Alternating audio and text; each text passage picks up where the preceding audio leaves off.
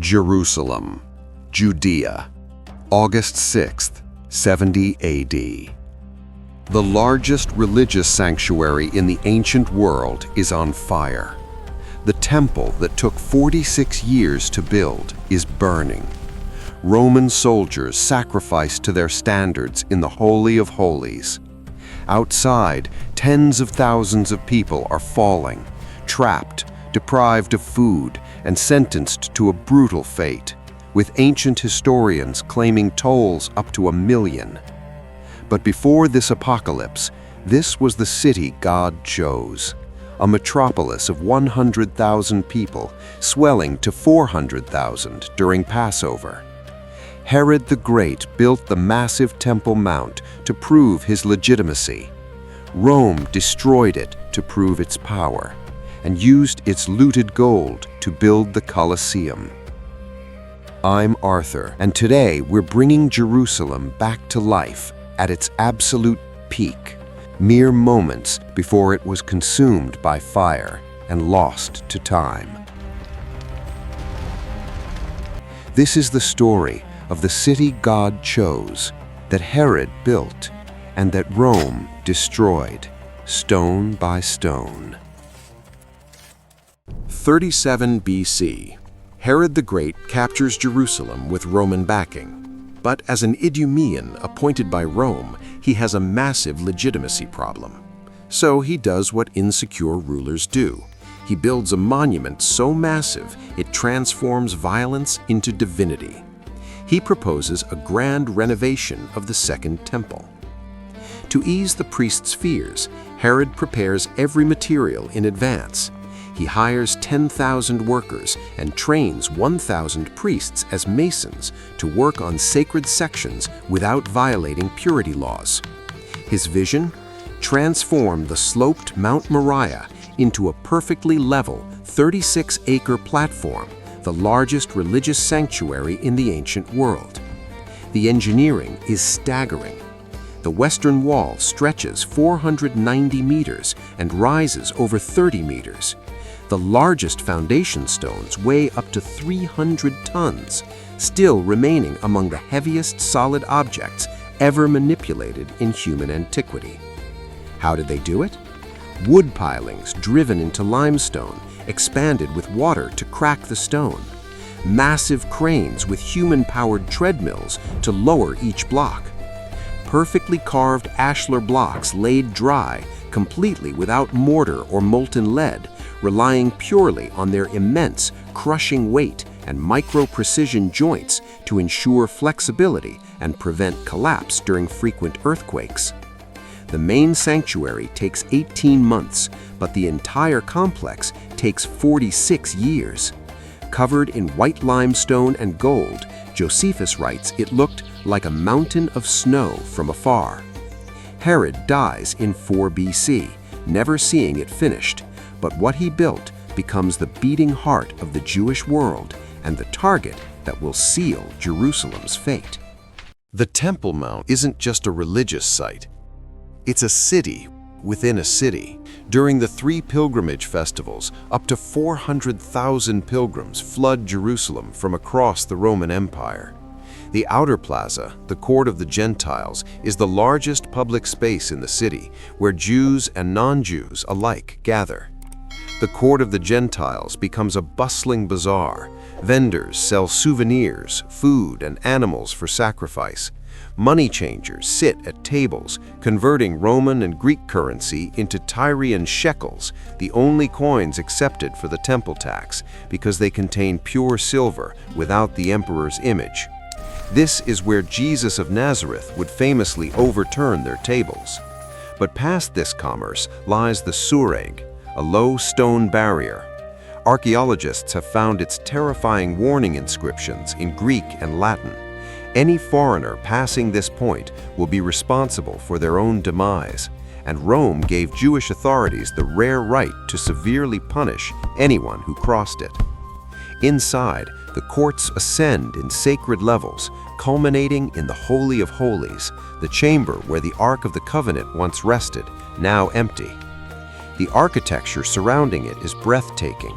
The royal stoa dominates the southern edge with 162 massive columns. Pilgrims enter the complex through the underground Holda gates, ascending stairs that transition them from darkness into brilliant sunlight, a literal spiritual ascension. To the west, the massive Robinson's Arch supports a grand staircase bridging the crowded streets directly to the sacred platform. For a pilgrim arriving in the city, the sensory overload is absolute. After purifying in the cold waters of the Pool of Siloam, you navigate the packed lower city. You ascend the steps, emerging into the court of the Gentiles. The smell of incense and roasting sacrifices fills the air. White-robed priests move through the inner courts. You are standing in the largest religious sanctuary in the ancient world, surrounded by hundreds of thousands of voices praying and singing. For 70 years, the temple stands as the center of Jewish identity. But Rome's patience is wearing thin, and when the Jews revolt, Rome will respond with a fury that will erase Jerusalem from the earth. Jerusalem's permanent population, 75,000 to 100,000. The city divides into distinct quarters. The upper city, on the western hill, houses the wealthy, aristocrats, high priests, merchants. The Herodian quarter, excavated in the 1970s, reveals palatial mansions with mosaic floors, frescoed walls, and private mikvaot, ritual baths cut into bedrock. The palatial mansion, likely a high priest's home, covers 600 square meters with reception halls, courtyards, and rare imported glassware. Herod's palace dominates with gardens, pools, and 3 towers, Phasalel, Hippicus, and Mariamne. The lower city sprawls south and east, craftsmen, merchants, laborers, pilgrims in hostels. Streets narrow, crowded, noisy. The Tyropoeon Valley runs between Upper City and Temple Mount, Jerusalem's main commercial artery, lined with shops and market stalls. During festivals, it's nearly impassable. Herodian engineers build 2 massive pedestrian staircases and elevated overpasses above the market, allowing pilgrims to flow directly to the Temple Mount. Water is precious. The Gihon Spring feeds the Pool of Siloam through Hezekiah's tunnel. The Pool of Bethesda serves the north. Herod's aqueduct from Solomon's pools, 20 kilometers south, channels water through stone channels to the temple and parts of the city. This is life in first-century Jerusalem, prosperous, orderly, secure under Roman peace. But this peace is an illusion. While high priests in the upper city drink from rare imported glass and bathe in private pools, the crushing weight of Roman taxation and elite corruption suffocates the lower city. The resentment doesn't just simmer, it breeds in the narrow, crowded streets. The poor begin to hate their wealthy leaders almost as much as their Roman occupiers. And that tension finally explodes with the arrival of governors like Pontius Pilate in 26 AD. Unlike his predecessors, Pilate shows total contempt for Jewish law. He marches soldiers carrying the emperor's image into the holy city. He raids the sacred temple treasury to fund Roman infrastructure, sending disguised soldiers to brutally beat the protesting crowds. Even after Pilate is recalled to Rome years later, the damage is done. A deep generational hatred has taken root. Rome views the Jewish religion with contempt, and by 54 AD, some Jews decide that praying isn't enough. They pick up daggers. 54 AD. During a crowded festival at the temple, a new kind of threat appears. They blend into the throngs of pilgrims. They carry curved daggers, Sicarii in Latin, hidden beneath their cloaks. They approach their targets in the crush of the crowd, strike with precision, then feign shock and grief as their victims fall. By the time anyone realizes what happened, the assassins have vanished into the masses. They call themselves the Sicarii. and they are the first organized extremist faction in recorded history, predating the Order of Assassins by 1,000 years, the Ninja by centuries. Their philosophy is simple: no overlord but God. They reject Roman authority, they reject collaboration, and they enforce their beliefs through public eliminations. Their first high-profile victim is Jonathan, the high priest. In 57 AD, during a festival at the temple itself, Sicarii surround Jonathan and take his life. The act is never avenged. Josephus writes with horror, "They had such boldness as to strike in the temple itself without thinking of the impiety they committed." The Sicarii are led by Menahem ben Yehuda, descendant of Judas of Galilee, who led a tax revolt decades earlier.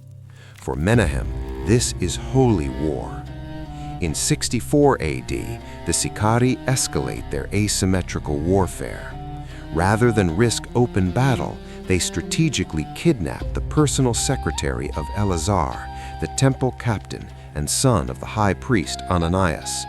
They ransom him, forcing the Jewish elite to successfully demand the release of 10 Sicarii imprisoned. The exchange succeeds. The message is clear: no one is safe.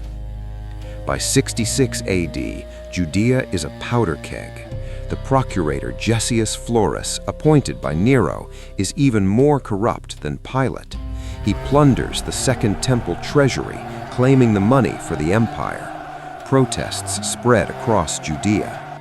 At the festival of Xylophory in 66 AD, the Sicarii attack. The spark ignites. Jews stop offering the daily sacrifice on behalf of the Roman emperor, a declaration of rebellion. The revolt begins.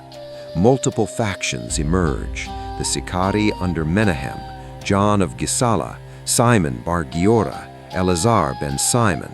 They're united against Rome, but divided among themselves, a weakness that will prove fatal. The Roman general Vespasian, with his son Titus, is sent to crush the rebellion.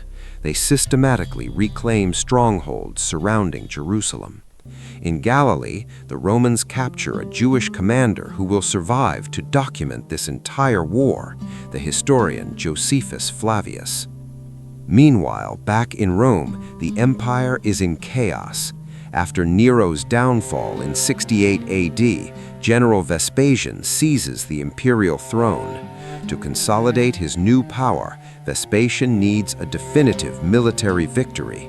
He leaves his son Titus in command of the Judean campaign with a simple order: finish it. In April 70 AD, as Jerusalem prepares for Passover, the holiest week of the Jewish year, Titus arrives with 60,000 men. The fiercest siege in ancient history is about to begin. April 14, 70 AD. 4 Roman legions, plus auxiliary forces totaling roughly 60,000 soldiers, effectively surround Jerusalem. The timing is deliberate. Passover brings 300,000 to 400,000 pilgrims into the city. Titus allows them in, but seals all exits. He's not just besieging Jerusalem, he's trapping maximum population to deplete food and water. Jerusalem's defenses are formidable, protected by deep valleys and 3 massive concentric walls to the north. But Titus doesn't just attack the walls, he seals the city completely. Titus attacks from the north, the least naturally defended side. By early May, the Romans breach the 3rd wall. Within 5 days, the 2nd wall falls. Food rations inside the city become scarce. But before Rome can conquer Jerusalem, Jerusalem nearly conquers itself. Before the Romans even breach the inner walls, the streets witness a tragic conflict driven by Jewish hands. Zealots and Sicarii barricade themselves inside the sacred temple courts, eliminating moderate citizens who beg for peace with Rome. Paranoia rules the city. In an act of catastrophic fanaticism, rival rebel factions turn on each other, burning their own massive food stores simply to force the starving population to fight to the bitter end. The starvation that follows is apocalyptic, caused not just by Rome, but by the rebels themselves. By May, Titus orders construction of a circumvallation wall, a siege barrier 7 kilometers long, completely encircling Jerusalem, studded with forts. No one can escape, sealing the city's tragic fate. In June, the Antonia fortress falls. The Romans turn their assault toward the temple itself. On July 17, the 17th of Tammuz in the Jewish calendar, the daily Tamid sacrifice ceases. There are no more priests, no more lambs. The ritual that has continued for centuries stops. Titus sends Josephus to negotiate surrender. The Jewish defenders refuse. On August 4, Roman soldiers breach the outer court of the temple. On August 10th, the 10th of Av on the Jewish calendar, the temple burns. There is historical debate about whether the fire was a tragic accident started by a rogue soldier or a deliberate order from Titus to erase Judaism completely.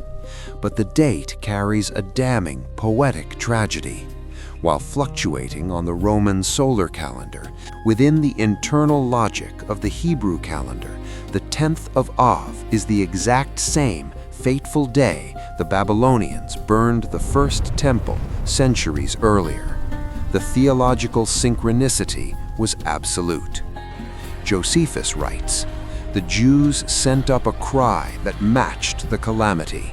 Everywhere was destruction and flight. Most of the victims were peaceful citizens, weak and unarmed." Roman legionaries sacrifice to their standards in the Holy of Holies. They carry the sacred vessels, the menorah, the showbread table, the silver trumpets out of the burning sanctuary. The gold and silver covering the temple melts in the heat, seeping between the stone cracks. Roman soldiers seeking the precious metals begin dismantling the temple stone by stone, exactly as Jesus of Nazareth prophesied 40 years earlier. Not one stone will be left upon another. 6,000 women and children, promised safety by a false prophet, crowd into the last standing portico of the court of the Gentiles. The Romans set it ablaze. All perish. On August 20th, the upper city falls. The last resistance collapses. Soldiers eliminate civilians in their homes. Many flee into underground tunnels and cisterns where they're hunted down or trapped. By September, Titus orders Jerusalem systematically destroyed. Every building is to be razed except 3 of Herod's towers, Phasael, Hippicus, and Mariamne, and a section of the western wall. These are preserved to house the Legio X garrison and to serve as a monument to Jerusalem's former strength, making Rome's victory more impressive. The rest is leveled. Josephus writes, "It was so thoroughly laid waste that no one visiting it would believe it had ever been inhabited." The casualties are staggering. While ancient historian Josephus claims 1,100,000 died during the siege, modern demographic experts estimate the true death toll was between 60,000 and 100,000.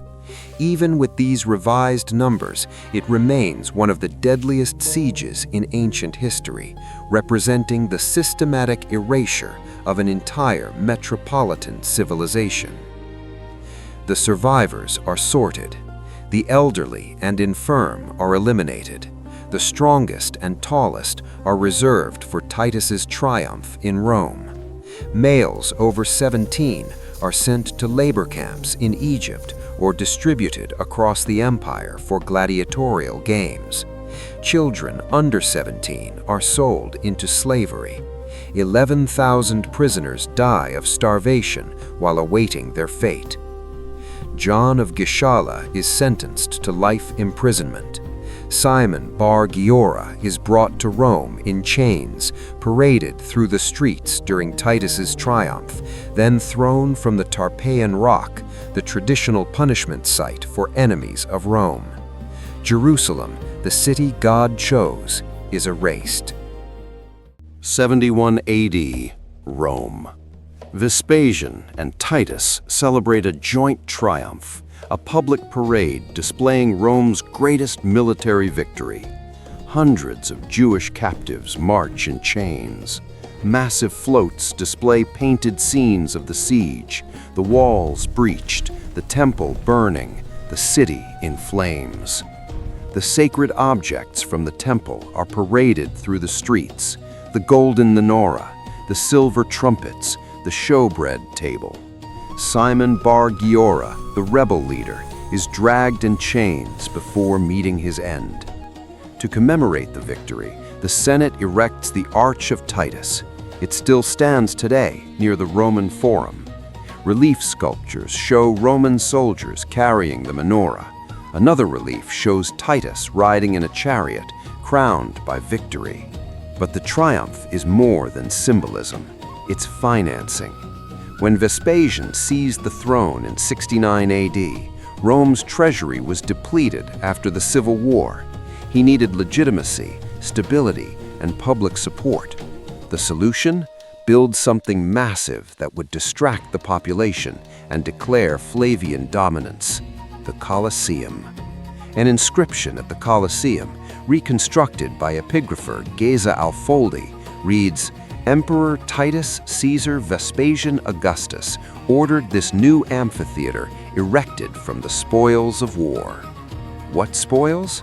Josephus describes the temple treasury as containing infinite quantities of gold and silver. When the temple burned, the precious metals melted and flowed like rivers between the stones. Roman soldiers dismantled the structure piece by piece, extracting every ounce. Beyond the temple itself, Roman forces looted the personal treasures of Jerusalem's wealthiest citizens: jewelry, coins, sacred vessels, all confiscated. But the true financing came from slavery. Josephus records that 97,000 Jews were taken captive during the war. Many were sold. The revenue from these sales, combined with the melted gold of the temple, funded Rome's most ambitious construction project. The Colosseum breaks ground in 72 AD, just 2 years after Jerusalem falls. It's built on the site of Nero's artificial lake, a populist gesture, reclaiming land for the people. It's massive, 620 by 512 feet, seating 50,000 to 80,000 spectators. And it's largely funded by Jewish lives and wealth. While romanticized tourist legends claim an army of 60,000 slaves built the arena, the Flavian emperors needed to provide paid work to restless, unemployed Roman citizens to prevent urban riots. The thousands of Jewish prisoners were ruthlessly scattered, sold off into brutal private slavery across the Mediterranean, forced to dig the Corinth Canal, or condemned to perish in provincial arenas. The massive cash generated from auctioning their lives, combined with the melted gold of the temple, paid the salaries of the professional Roman builders, engineers, and free plebeians who quarried the travertine and raised the arches. The Colosseum is completed in 80 AD under Titus. The opening games last 100 days. Thousands fall in gladiatorial combat and animal hunts, including Jewish slaves forced to fight. 9,000 animals are sacrificed for entertainment. The irony is unbearable. The temple in Jerusalem was a vehicle for holiness, for approaching the divine through sacrifice and prayer. The Colosseum is a spectacle of destruction, entertainment through tragedy. Jewish wealth and labor also build Roman aqueducts, roads, and the porticus of the Temple of Peace, where the sacred vessels from the temple are displayed as trophies. The gold that once decorated the house of God now finances the largest gladiatorial arena in human history. The wealth and lives that once served God's temple were liquidated into the currency that financed Rome's ultimate monument to death. But Rome makes a fatal mistake.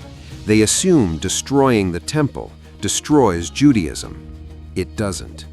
When the temple falls, Judaism transforms. Sacrificial worship becomes Torah study and synagogue prayer. The faith becomes portable, no longer tied to a single location. It survives by adapting. What physically remains? The Western Wall, the retaining wall Herod built, stands 490 meters long. After the Six-Day War in 1967, Israel gains access. Today, it's Judaism's holiest accessible site, an open-air synagogue visited by millions. Beneath Jerusalem's streets, archaeology keeps uncovering what Rome tried to erase. Excavations in the Herodian quarter revealed palatial mansions frozen in time, their walls still scorched from the Roman assault. The famous burnt house even contained the bones of a young woman, trapped the exact moment the upper city burned. Beneath the ancient Herodian street, the sophisticated drainage systems where thousands hid from Roman swords have been mapped. Every stone and artifact confirms the ancient accounts. The Colosseum still dominates the skyline of Rome. The Arch of Titus still stands. These monuments were built to celebrate the absolute erasure of Jerusalem. But history is deeply ironic. The Roman Empire, with all its unmatched military might, collapsed into ruins. Their emperors are dust. Their pagan gods are forgotten myths. But beneath the streets of modern Jerusalem, the foundation stones that Herod laid are still there. The Western Wall still stands. Millions of people touch those stones every single year, not just to mourn what was lost, but to prove that Rome failed. Rome thought they could kill an idea by burning a building, but when the fire died down, they hadn't destroyed the faith, they had accidentally made it immortal. Rome thought they could kill an idea by burning a building, but when the fire died down, they hadn't destroyed the faith, they had accidentally made it immortal. If you enjoyed this, there are many more lost civilizations to explore.